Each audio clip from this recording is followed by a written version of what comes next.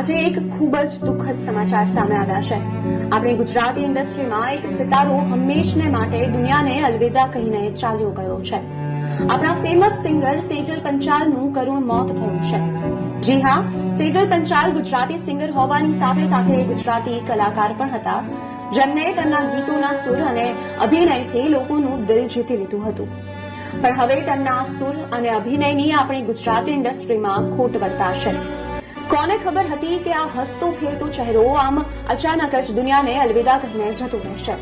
કોને ખબર હતી કે આજનો દિવસ આપણી ઇન્ડસ્ટ્રી માટે મોટી ખોટ ઊભી કરશે?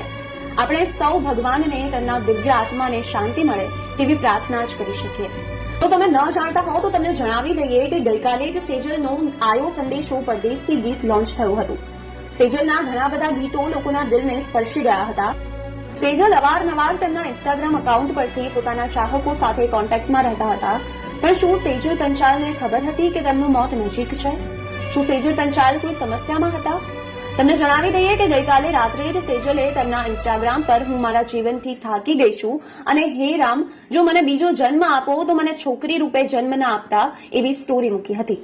तुम्हारी स्माइल बहुत अच्छी है क्योंकि इसके अंदर छुपे हुए दर्द बहुत गहरे हैं। ખેર, સેજલના મોતનું કારણ તો હાલ અકબંધ છે, પરંતુ ભગવાન તેમના દિવ્ય આત્માને સદગતિ આપે તેવી પ્રાર્થના। ઓમ શાંતિ।